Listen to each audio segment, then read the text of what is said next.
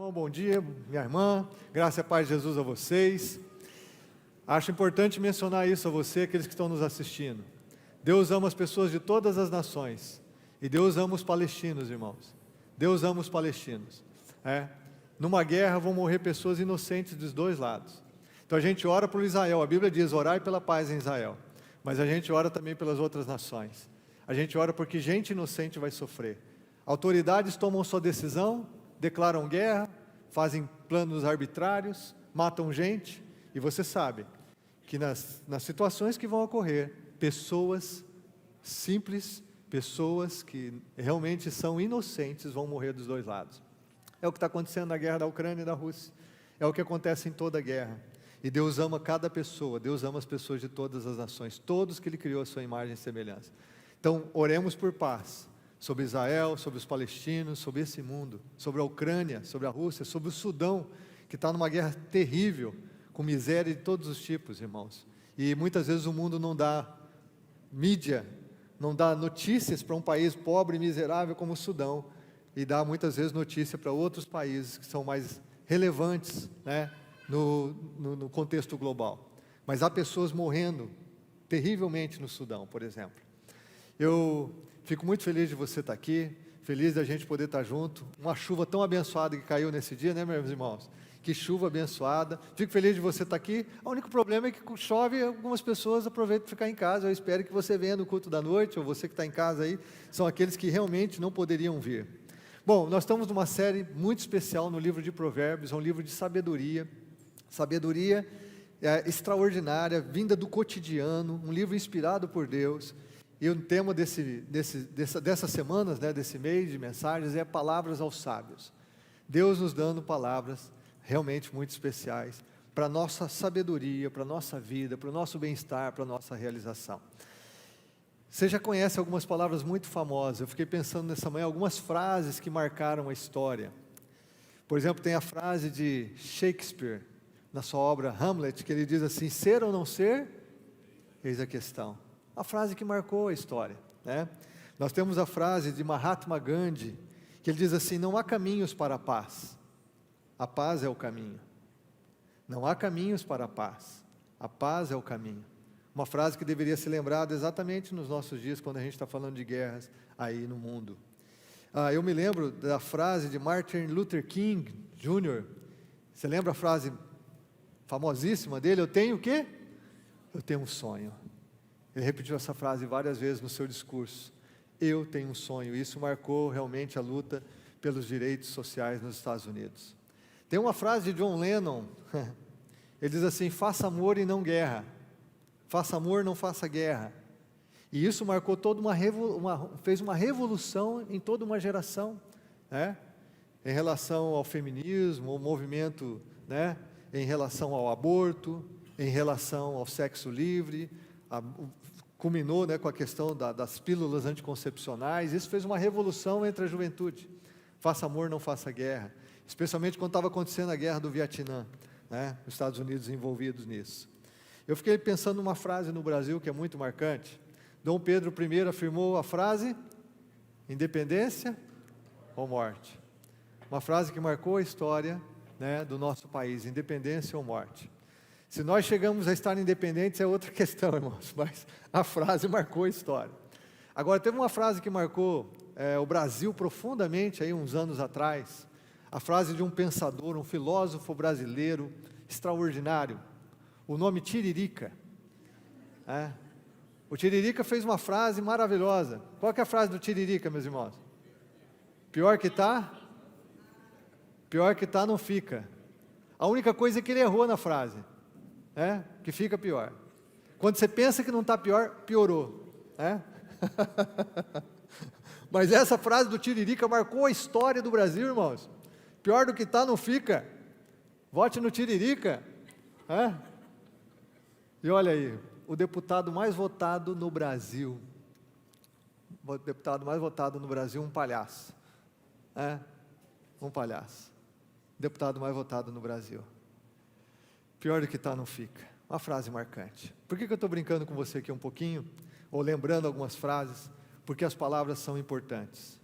Preste atenção no que eu vou dizer aqui, nessa manhã, porque o tema da nossa mensagem hoje é o poder das palavras. O poder das palavras, né? Pode colocar para mim o segundo slide aí. O poder das palavras. Há poder nas palavras que usamos. O poder de criar uma guerra ou de cessar uma guerra. Numa palavra, por exemplo, de um rei, de um governante, numa tirania, tem a morte ou a vida. E Provérbios fala sobre isso. Uma palavra pode determinar a vida ou a morte de uma pessoa. Uma palavra pode realmente determinar o destino de uma nação. Uma palavra. Então há um poder tremendo nas palavras. Só que eu e você muitas vezes não estamos conscientes disso, ou não vivemos conscientes do poder que há nas nossas palavras. Agora, o livro de Provérbios é um livro de sabedoria, e 1/3 do livro de Provérbios tem versos relacionados à forma como falamos, como nos relacionamos, como nos comunicamos, como conversamos com as pessoas. 1/3 do livro de Provérbios fala sobre isso. Uma coisa que quando você lê o livro de Provérbios, que você entende que muitas vezes não depende de um contexto. Você pode pegar um verso isolado e você vai entender plenamente, ele é uma mensagem clara em um único verso. Às vezes não depende muito de contexto como outros livros bíblicos. Mas quando nós olhamos para o livro de Provérbios, há temas que são fundamentais, que são centrais. E um deles é o poder das palavras. Poder das palavras. Realmente, boa parte do livro está dedicado a isso. Eu sei que a gente não tem muita consciência disso. E eu sei que há frases ou palavras que usamos que não vão mudar o rumo da história, que não vão salvar o mundo, que não vão determinar a vida ou a morte, a felicidade ou a tristeza de alguém. Se você vira para sua esposa e diz assim: amor, tem papel higiênico em casa? Essa frase não vai mudar a vida de ninguém. Ou talvez possa mudar, né? Talvez possa mudar. Essa frase não vai mudar o mundo. Tem papel higiênico em casa? Não vai mudar o mundo, né? Você não vai. Ou você está tomando banho e você fala alguma coisa em relação à temperatura da água do chuveiro. Vai mudar o mundo, irmão? Não vai mudar. Vai marcar profundamente a vida da tua esposa ou do teu marido? Não vai mudar, né? Eu sei que há palavras que não são tão importantes assim. No nosso dia a dia a gente expressa muitas palavras, a gente conversa sobre muita coisa, e nem todas elas são tão importantes assim. Mas a questão que eu quero trazer para você aqui nessa manhã é que muitas vezes nós esquecemos do grande valor das nossas palavras, e que há palavras que vão realmente trazer ou bênção ou maldição na vida das pessoas. Há palavras que marcam a gente, que vão marcar a vida daqueles que estão à nossa volta. Palavras vão marcar a vida das pessoas. Eu me lembro muito quando a minha filha Juliana era criança e adolescente, e ela por muitas vezes ela fazia isso. Às vezes ela se vestia para sair, e ela olhava para mim e falava: pai, estou bonita. Ela sabia que ela estava bonita, mas ela precisava ouvir eu falando: filha, você está linda. Você está linda, porque era importante para ela. Quantas vezes a Juliana chegava para mim e falava assim: pai, você me ama? Você me ama? Falava: filho, o pai te ama. Talvez porque eu não estava expressando tanto quanto ela precisava ouvir. Porque as palavras são importantes. Não bastava ela simplesmente olhar no espelho e achar que ela estava bonita. Ela precisava ouvir o pai dizendo: filha, você está linda. Não precisava ela simplesmente saber que ela é uma menina educada, cuidada, que a gente estava cuidando dela. Ela precisava ouvir: filha, eu te amo. Por quê? Porque as palavras são importantes. As palavras são importantes. Muitas vezes nós não usamos as palavras para comunicar nossos sentimentos às pessoas que nós mais amamos. Você já viu filhos que nunca olharam para os seus pais e disseram: pai, eu te amo? Ou você já viu pais que nunca olharam para os seus filhos nos olhos e disseram: filho, eu te amo tanto, eu amo demais você? Palavras que são tão importantes, que edificam a pessoa, que abençoam a pessoa, mas nunca foram ouvidas. Eu já conversei com pessoas, irmãos, profundamente traumatizadas, marcadas por falta de palavras de carinho. Eu me lembro de um morador de rua que nós tivemos o privilégio de tentar ajudar de todas as formas. Montamos casa para ele, levamos para o acampamento. E eu me lembro quando ele foi para o acampamento Conexão com Deus, eu sentei com ele para almoçar e conversamos. E ele foi falando da história dele. E ele estava falando assim: olha, eu já não tive pai, nem conheci meu pai direito. E minha mãe nunca me disse eu te amo. E ele falando com lágrimas, um morador de rua falando com lágrimas, dizendo assim: olha, eu me lembro, eu era um único filho, e minha mãe, ela arrumou um outro filho. Eu nunca tive um aniversário, ele falou para mim, nunca tive. Mas eu nunca me esqueço que quando o meu irmão fez 1 ano, 1 ano, minha mãe fez um bolo e cantou parabéns para o meu irmão. E ela nunca fez isso para mim. Ela nunca disse para mim: filho, eu te amo. O camarada está com mais de 40 anos, numa situação de rua, e ele não esquece o quanto palavras que não chegaram ao coração dele foram determinantes para a situação dele. Justifica a situação? Não é isso que eu estou falando. Eu só estou falando que palavras marcam profundamente a vida das pessoas, ou a ausência de palavras marca profundamente a vida das pessoas. Quando eu e você pensamos nisso, nós devemos realmente avaliar como nós estamos nos relacionando. Às vezes, quando nós temos encontro de casais, nós vamos ter aqui o time out. Você casado não pode faltar. O que você ouve no encontro de casais aqui na igreja, você não ouve em nenhum outro lugar. Não existe um lugar no mundo como a igreja para a gente aprender sobre o casamento, gente. As pessoas que estão aí fora não conhecem nada sobre casamento, muitas vezes. Você tem amigos que não sabem o que é ser casado. Você tem parentes que não sabem o que é serem casados. Então, aproveita a oportunidade, convida seus familiares e amigos. Mas uma coisa que a gente conversa, em alguns momentos, em encontros de casais, é sobre verbalizar os sentimentos. Essa questão de expressar. Não importa que você sinta amor pela sua esposa, se você não fala isso para ela. Se você sente amor pelo seu marido, mas não fala isso para ele. Se você sente amor pelos seus filhos, mas não fala, não comunica. É a história daquele homem que saiu de um encontro de casais. Talvez você já ouviu essa história, mas ele saiu do encontro de casais, e a mulher estava muito tocada, foi muito abençoada, e daí ela começou a falar com o marido no final: amor, desde que nós nos casamos, 23 anos atrás, você nunca falou eu te amo. E ela começou a chorar, e o marido segurou ela pelos ombros, olhou bem nos olhos dela e disse assim: mulher, eu te disse eu te amo quando eu me casei com você, se eu mudar de ideia eu te falo. Entendeu? Até hoje não mudei de ideia, por que eu vou ficar falando? Sentimentos precisam ser expressados, palavras precisam ser ditas. A gente precisa aprender a expressar sentimentos de apreciação às pessoas, porque as pessoas são afirmadas pela palavra. E eu tenho, você também tem, obviamente, dificuldades. Por quê? A nossa tendência humana é olhar mais aquilo que não funciona do que o que funciona. É a gente exaltar mais os defeitos do que as qualidades das pessoas. E nós erramos com isso. É por isso que Provérbios fala tanto do poder das palavras. E eu quero dizer mais, irmãos, cristãos creem, por exemplo, que as palavras que estão registradas na Bíblia, que você tem aí na Bíblia no seu smartphone, ou você tem a Bíblia aí impressa no papel, que as palavras que estão aí são realmente a palavra de Deus para nós. Ela é a palavra viva de Deus para o nosso coração, e nós vivemos por essas palavras. A verdade, Deus pronunciou palavras na história, no seu relacionamento com a humanidade, que se tornaram alianças de Deus com o povo. Deus deu palavras extraordinárias ao seu povo, seja no Velho Testamento como no Novo Testamento, palavras que são alianças de Deus para a gente, e nós vivemos com base nessas palavras. A nossa sociedade deveria viver alicerçada em palavras. Por exemplo, o nosso país deveria viver o que está na Constituição, mas não vive. E aqueles que deveriam guardar a Constituição, como o nosso STF, não zela pela Constituição. Então, uma nação, ela deve estar estabelecida em palavras, em compromissos, em princípios, em votos, em alianças. Mas não é isso que acontece, porque as pessoas desconsideram o poder que há nas palavras. Então, eu quero pedir para você, se você puder abrir a sua Bíblia, ou ligar a sua Bíblia aí no seu smartphone. Vou ter o texto aqui também para facilitar, porque nós vamos andar em alguns textos no livro de Provérbios, mas o texto base para nós hoje é Provérbios 12, 18. Provérbios 12, 18 diz: há palavras que ferem como espada, mas a língua dos sábios traz a cura.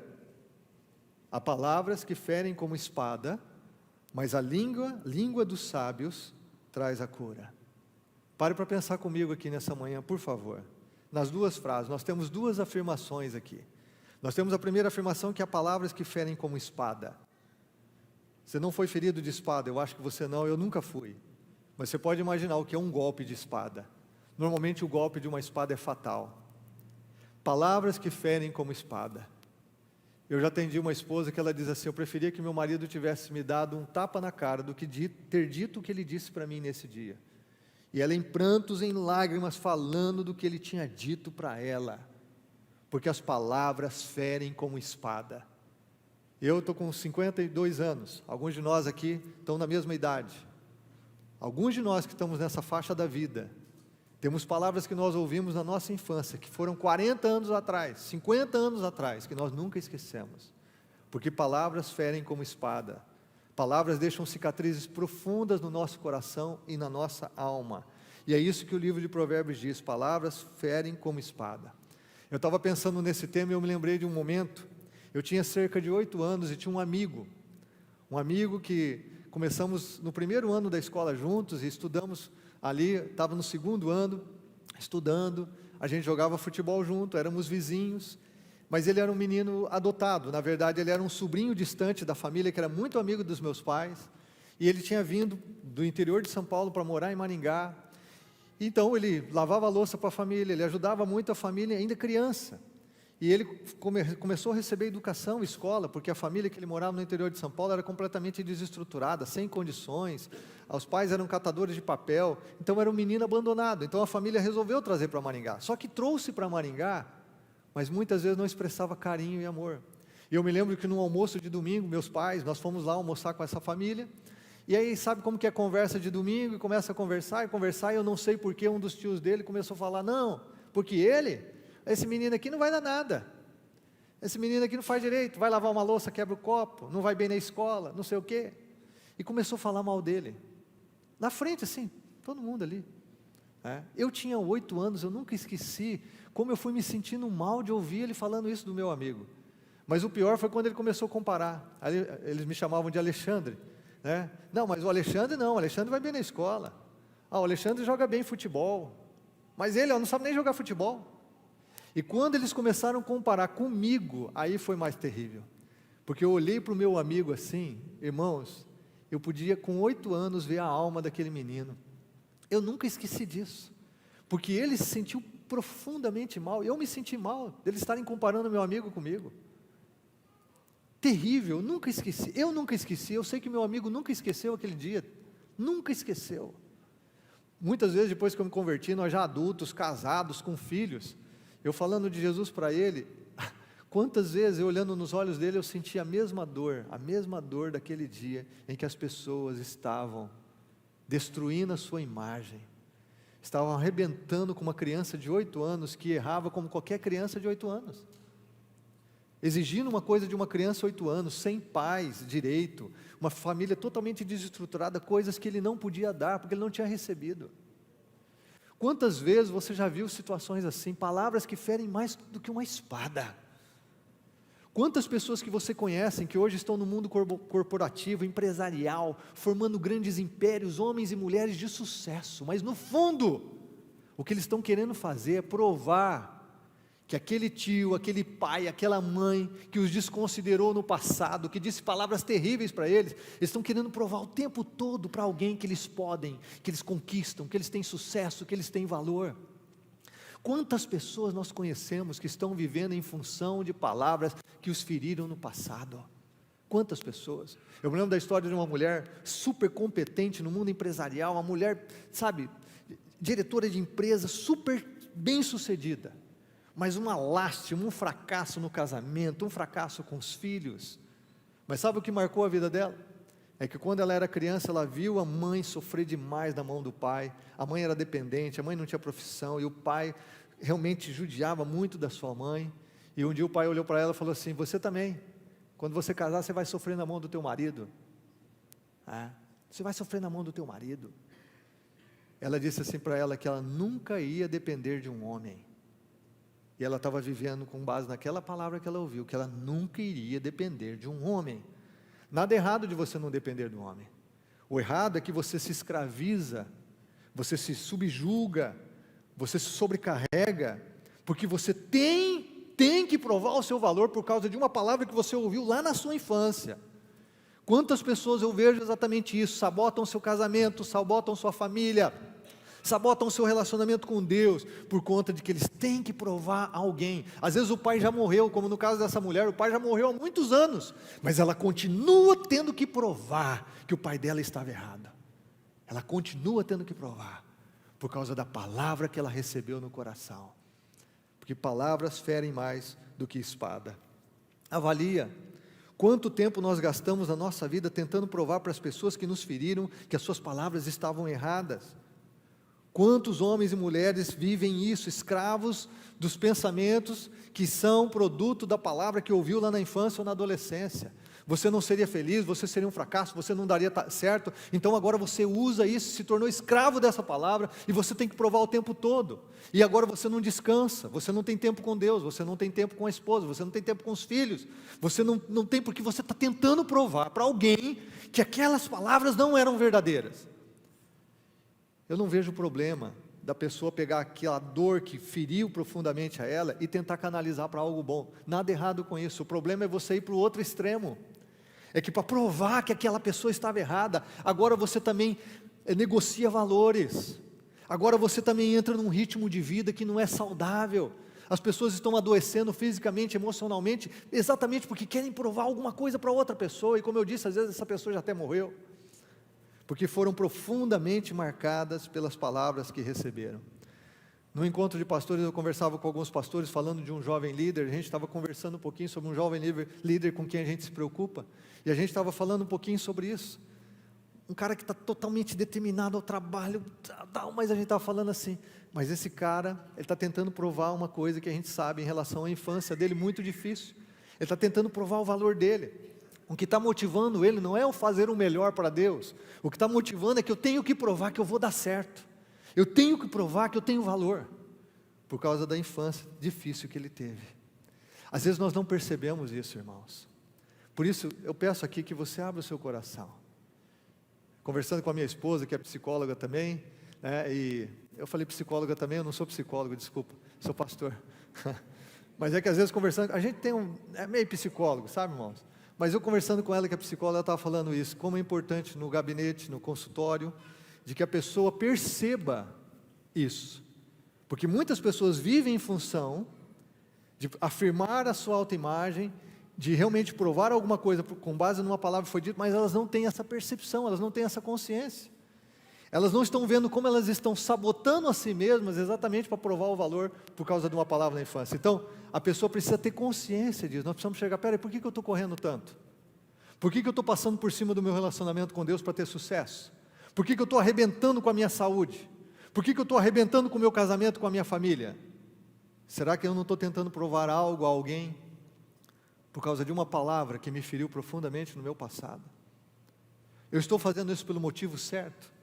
Mas lembre-se, mesmo que você tenha motivos certos, quebrar valores, princípios, quebrar teu relacionamento com Deus, desvalorizar a sua família, a si mesmo, nunca é justo, nunca é reto, nunca é o certo a fazer. Mas por que a gente automatiza a vida? A gente vive no automático, a gente não para refletir o quanto nós somos realmente produto das nossas experiências boas e ruins na nossa formação, na nossa infância, enquanto as palavras têm um impacto na nossa vida. Há pessoas que hoje estão no alcoolismo, nas drogas, há pessoas que hoje realmente são pessoas que são dependentes químicos, por conta de não saber lidar com palavras que ouviram na sua infância. E eu estou dizendo tudo isso só para você entender que as palavras são importantes, as palavras têm poder, e 1/3 do livro de Provérbios é dedicado a isso, as palavras têm poder, 1/3 do livro. Agora, a outra parte do versículo diz que a língua dos sábios traz cura, a língua dos sábios traz cura. Por outro lado, a Bíblia diz que a língua de quem é sábio vai produzir cura em quem ouve, vai trazer bênção, vai edificar essa pessoa, vai construir essa pessoa. Isso é extraordinário, irmãos, porque aí quando nós temos bons pais, quando nós temos bons professores, bons mentores, nós podemos realmente ser construídos e encontrar cura para a nossa alma. Enquanto pessoas nos ferem, outras nos curam.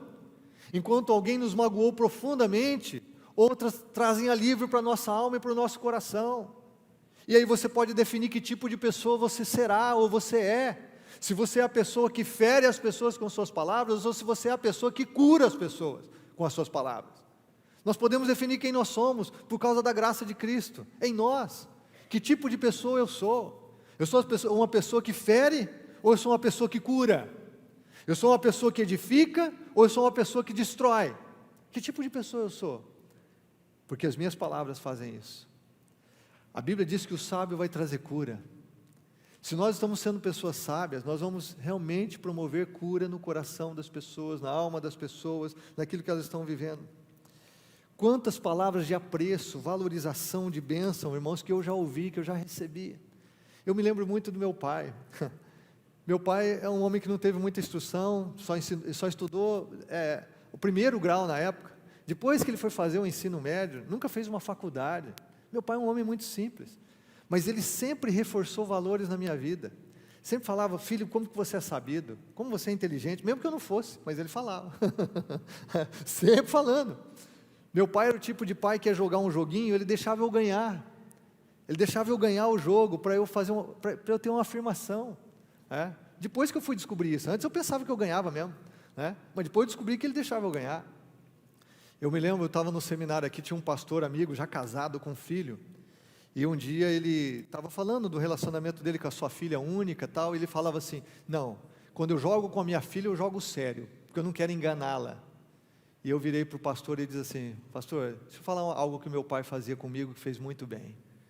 Meu pai, várias vezes ele deixava eu ganhar, às vezes eu perdia, mas várias vezes ele deixava eu ganhar. E como foi isso importante para mim? Porque ele me fazia acreditar. Ele fazia acreditar que eu podia ganhar.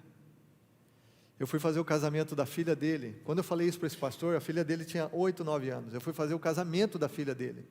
No dia do casamento, lá à frente da cerimônia, ele falou: eu nunca esqueci que o pastor Carlos, quando era seminarista, me deu uma lição que eu nunca esqueci.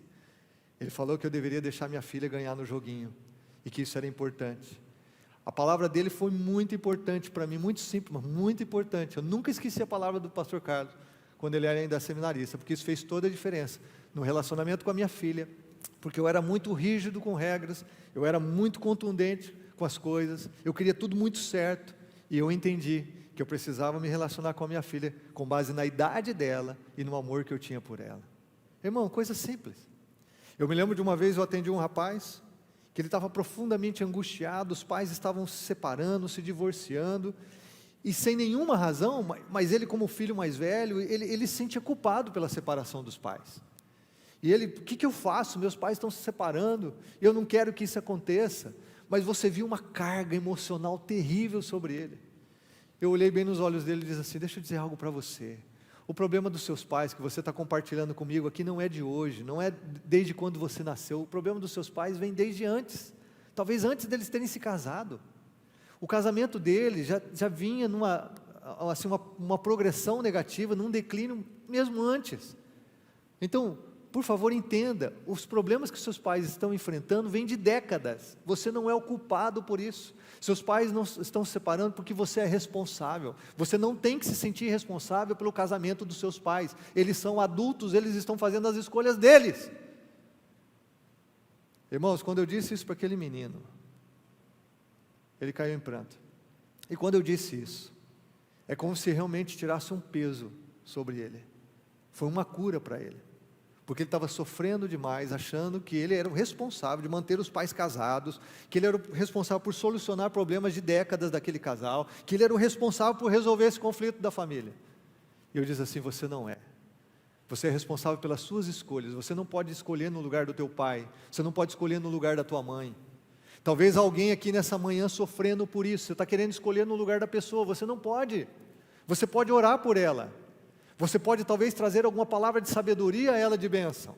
Você pode trazer algum conselho, você pode expressar sua preocupação, mas você não pode escolher no lugar da pessoa. E como você não pode escolher no lugar da pessoa, você não pode assumir a responsabilidade por isso. Você não pode sofrer por algo que você não é responsável, que você não tem escolha. Eu queria que você entendesse que o que a Bíblia diz aqui sobre as palavras é muito importante. Eu quero concluir falando de 4 características das palavras que são palavras dos sábios e são palavras aos sábios aqui. O que Provérbios, em todo o seu contexto, eu falei que 1/3 do livro de Provérbios está ligado a esse assunto. Quais são as balizas, então? Como que eu devo usar as minhas palavras? Se você quiser anotar, é muito importante. Eu sempre incentivo você a anotar. Eu anoto toda a mensagem que eu ouço. É importante, você guarda, você usa, você registra. Aquilo que você ouve e escreve, você guarda mais do que só ouvir. Mas a primeira característica das palavras são palavras honestas. Palavras honestas. Se há algo que a Bíblia fala que é característica de gente sábia, é que ele vai usar palavras honestas. Provérbios 12, 22 diz o seguinte: o Senhor odeia os lábios mentirosos, mas se deleita com os que falam a verdade. O Senhor odeia os lábios mentirosos, mas se deleita, tem prazer com os que falam a verdade. Realmente Deus abomina aquele que usa lábios para mentir. A mentira é uma desgraça, porque é um engano para a própria pessoa, e ela, enquanto está enganando outros, ela acha que ela está ganhando, mas ela está enganando a si mesma. É uma desgraça. A mentira é sempre uma desgraça. Deus odeia. Está ouvindo essa expressão? Deus odeia quem mente. Lábios mentirosos Deus odeia. E nós estamos numa geração, numa sociedade que mente o tempo todo, né? Mas Deus tem prazer com quem fala a verdade. Provérbios 16, 13 diz: o rei se agrada dos lábios honestos e dá valor ao homem que fala a verdade. A verdade. Aí você diz assim: é por isso, pastor, por isso que eu falo o que vem na cabeça. Eu não tenho, entendeu? Por isso que eu falo a verdade mesmo. Não é isso aqui que eu estou falando. O que eu estou falando é de você realmente falar coisas que são verdadeiras, não usar mentira, não usar engano, dissimulação, não manipular as pessoas, é falar a verdade. Agora, a Bíblia diz lá em Efésios, capítulo 4, verso 15, que a gente tem que seguir a verdade em amor. E falar a verdade tem que ser sempre com amor. E falar em amor é você falar para o bem do outro. Não é para você ganhar o argumento, não é só para você mostrar que você está certo. Falar em amor significa que você fala porque você está desejando o bem do outro, você está construindo, mesmo que seja a verdade mais dura que a pessoa precisa ouvir, você está falando em amor, porque você está pensando na pessoa, e não em você, é na pessoa. Jesus, ele disse lá em Mateus 5,37, seja a palavra de vocês o quê? Sim, sim, não, não. O que passar disso vem da onde? Do maligno. Esse negócio é mais ou menos. Talvez eu vou. Irmão, vamos no culto domingo? Se Deus quiser eu vou. Eu sempre falo, Deus quer. Deus quer. Você acha que Deus não quer que você venha aqui? Claro que Ele quer. Vamos na reunião de oração, irmão? Se Deus quiser eu vou aparecer hoje, pastor. Deus quer. É você que não está querendo. Deus quer. É sim, sim ou não? Não, não é cinza. Tem gente que a cor preferida é o xadrez. Entendeu? Essa é a cor preferida, porque não tem definição. Jesus fala assim: a tua palavra é sim ou é não? E o que passar disso é do maligno. Porque é o maligno que anda ali, entendeu? No meio termo onde você pode se escusar da verdade, onde você pode manipular as pessoas. É o maligno que anda aí nessa trincheira do cinza. Para Deus as coisas são muito claras, ou é verdade ou não é, ou é santo ou é profano, entendeu? Ou é puro ou é impuro, é isso aí. Então é sim, sim, não, não. Há tanto que a gente poderia falar aqui, irmãos. Eu não posso me delongar com relação à riqueza do que é isso. Mas algo importante sobre ser honesto com as palavras, é que isso torna a gente vulnerável. Isso torna a gente vulnerável, você ser honesto. A gente ser honesto com o cônjuge, falar dos nossos sentimentos, falar da nossa fraqueza, isso torna a gente vulnerável. Mas às vezes a gente precisa falar. Sexta-feira retrasada, peguei a Andréia lá. Na verdade ela me pegou, não, eu peguei ela mesmo, né? Ela viu que eu estava mal e eu comecei a falar com ela, das minhas angústias, dos meus pensamentos mais tolos, das minhas ansiedades, porque eu precisava falar. Quem é a melhor pessoa para me ouvir é minha esposa, está comigo o tempo todo, vai estar comigo até a morte nos separar. A gente ser honesto, a gente poder falar a verdade, e às vezes não é a verdade a respeito do outro, é a verdade a respeito da gente. Você entende isso? A verdade é ter o respeito. Não, eu não estou bem, eu estou tendo pensamentos errados. Olha o que eu estou pensando, olha como eu estou ficando amargurado, olha como eu estou ficando murmurento. Eu expressar, a verdade também é meu respeito, não só a verdade a respeito do outro, porque isso que é muito importante. Há muitos de nós que queremos ser donos da verdade. A gente sempre tem uma verdade a respeito do outro, intransigentes, duros, mas a gente não tem a verdade a respeito da gente. E Jesus disse uma coisa muito importante: sede misericordiosos, como misericordioso é o Pai Celestial de vocês. A gente sempre vai falar a verdade em amor, com misericórdia, mas nós às vezes queremos ser donos da verdade, falar a verdade a respeito das pessoas, mas nunca falamos a verdade a respeito de nós mesmos. Não somos vulneráveis. Então, primeira característica que nós vemos em Provérbios sobre as palavras, é que elas devem ser palavras, irmãos, honestas, falar a verdade. nunca dê um mau testemunho, nunca minta a respeito de alguém, nunca minta a respeito de você mesmo. Há pessoas que manipulam, há pessoas que estão condenadas por conta de mentiras de outro. O cristão, aquele que é sábio, não é só cristão, a Bíblia está falando aqui de sabedoria. Qualquer pessoa pode viver com sabedoria se ela usar palavras honestas, ela vai estar agindo com sabedoria. Mas nós cristãos somos chamados a realmente a honrar a Deus com a verdade, porque Ele é o Deus da verdade, Ele é o caminho, Ele é a verdade, Ele é a vida. E Jesus mesmo diz lá em João 8,44 que o pai da mentira quem que é? É o diabo. Então cristãos usam as palavras honestas. Segunda coisa que a Bíblia fala é que as palavras dos sábios são palavras ditas no tempo certo. Não basta você falar o que é certo, se você falar no tempo errado. Escute isso, falar o que é certo no tempo errado. Quantas vezes já chegaram irmãos para mim, pastor, eu comprei um carro, estou tão feliz, pastor, graças a Deus, Deus que me deu. Ele põe até aquele adesivo na frente do carro, presente de Deus. Aí, vamos lá ver, pastor, vamos lá, a hora que eu vejo o carro, irmão do céu, eu falo, meu Deus, falo não, penso. Eu já errei na vida, já comprei carro terrível. Alguns de vocês conhecem minha história com um Opalão que eu comprei para o meu pai, terrível. Não vou nem comentar aqui. Mas homem é mais ou menos assim, você vai ver um carro, você já viu um homem olhando o carro? O cara parece estar lutando capoeira. Parece que é um ninja. Ele está olhando o carro, dá uma olhadinha assim, está alinhado. Entendeu? O cara está olhando. Aí ele levanta e fala, rapaz, você comprou uma bomba aqui. Rapaz, isso aqui você não vai vender nunca. Ainda dá risada ainda. Rapaz, você vai morrer com esse negócio. Eles vão te enterrar dentro desse carro. Tão ruim que esse carro que você comprou. Aquele irmão que estava tão... Irmão, eu nunca fiz isso mais. Sabe por quê? Porque eu já me senti assim e eu já fiz isso uma vez. Por que eu vou estragar a alegria de alguém, irmão? Por que eu vou estragar a alegria de alguém? Irmão, você comprou esse carro? Puxa, que bênção, irmão. Que Deus te abençoe. Que Deus te dê graça para sustentar esse carro. Fazer a manutenção dele. Entendeu? Celebra com o irmão, rapaz. Eu tenho um amigo que ele sempre fala o que dá na cabeça. E uma vez eu vi essa cena. Foram mostrar para ele um carro que comprou, estava junto com o cara. Ele, rapaz, você comprou esse carro, isso aqui não tem venda. Isso aqui não tem preço depois, você pagou uma fortuna. Eu chamei ele depois e falei, cara, para que você falar isso para o peão? O cara estava feliz, você acabou com o dia dele, com o ano dele, rapaz. Tem palavra que é certa? Essa palavra seria certa se o cara tivesse perguntado antes. Você é meu amigo, o que você acha de eu comprar esse carro? Aí você podia falar. Esse carro aí não tem revenda, esse carro dá muita manutenção. Agora você falar com o cara que está feliz, adianta você falar depois que o cara comprou? Adianta? Não. É o tempo certo de você falar? Não, passou. Então não adianta você falar mais nada. Quantas vezes você já estragou a alegria de alguém? Quantas vezes você já matou o sonho de alguém? O cara está empolgado. Quantas vezes já vi, né?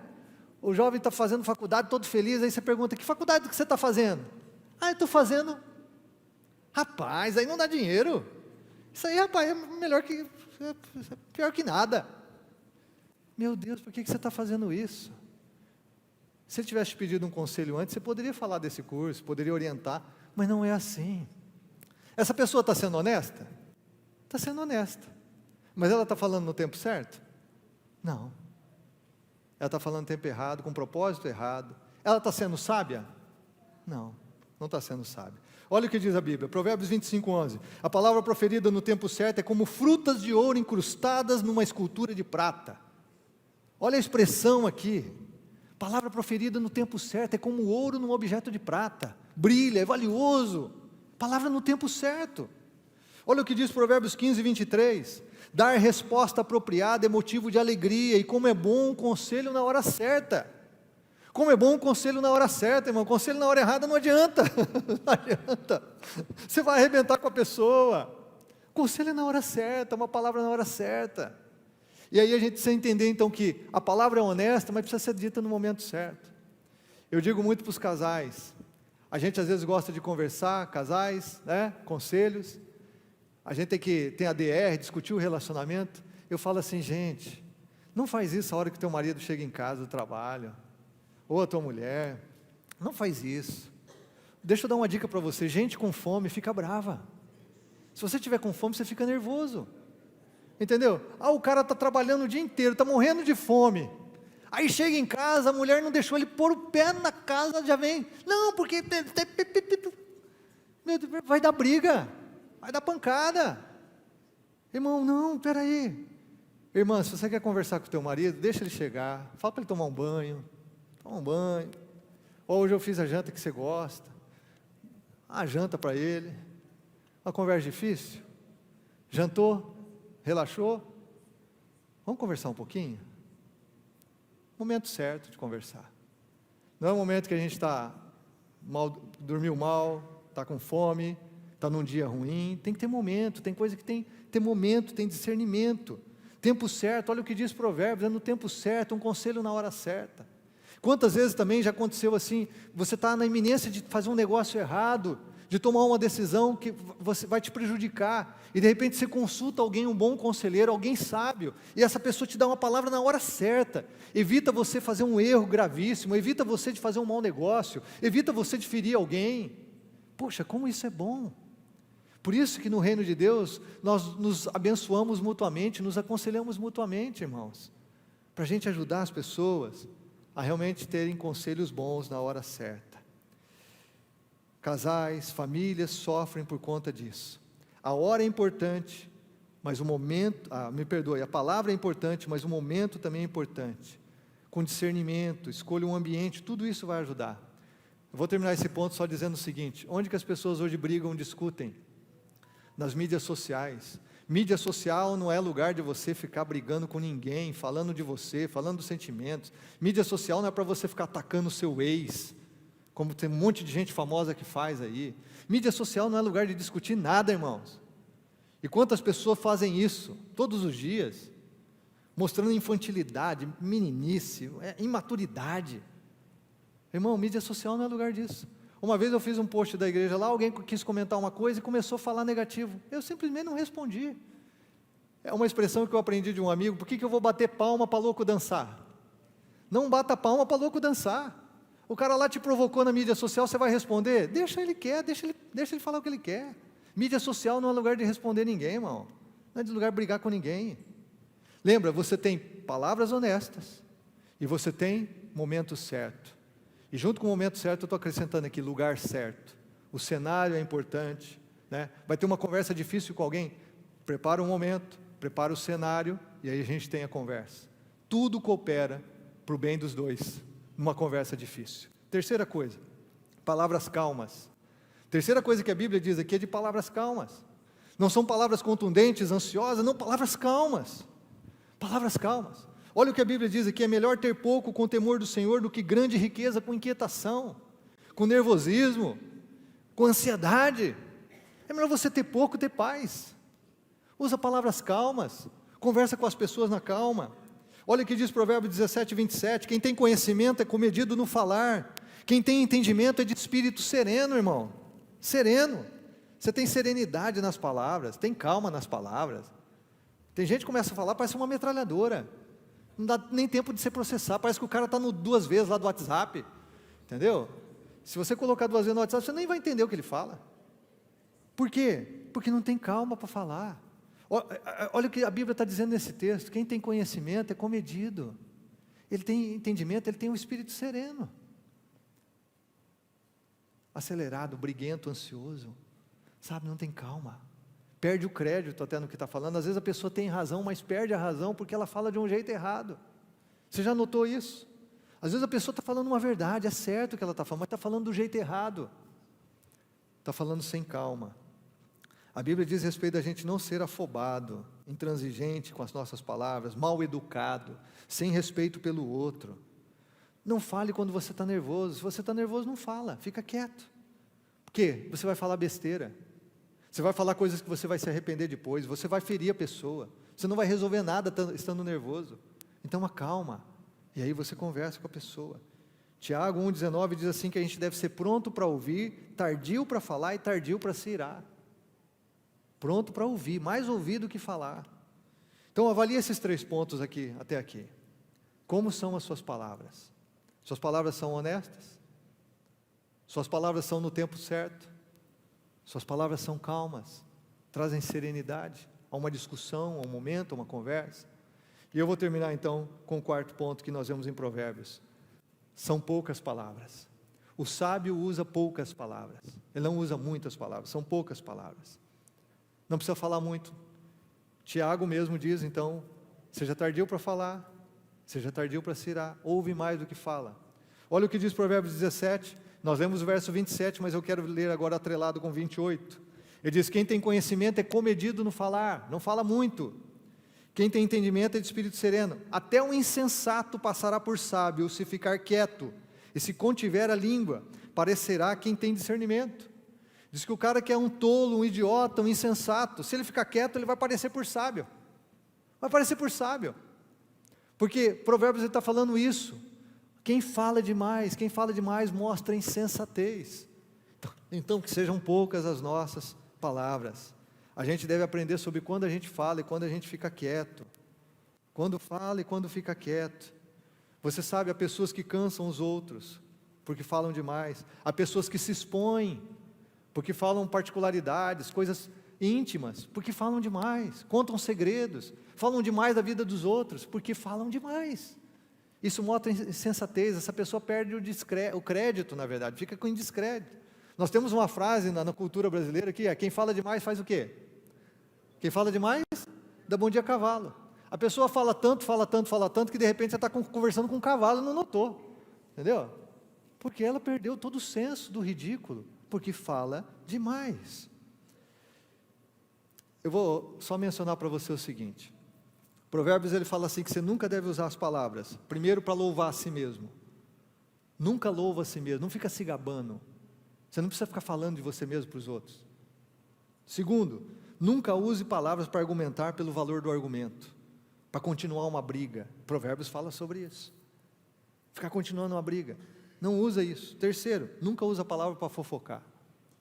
Provérbios também fala sobre isso.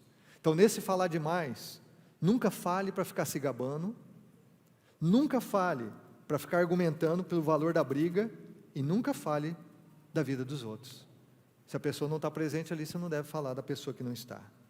Eu quero terminar dizendo assim, o que Jesus afirmou em Mateus 12:36, ele diz assim, eu lhes digo, preste atenção nessas palavras de Jesus, eu lhes digo que no dia do juízo, os homens haverão de dar conta de toda palavra inútil que tiverem falado, pois por suas palavras você será absolvido, e por suas palavras você será condenado.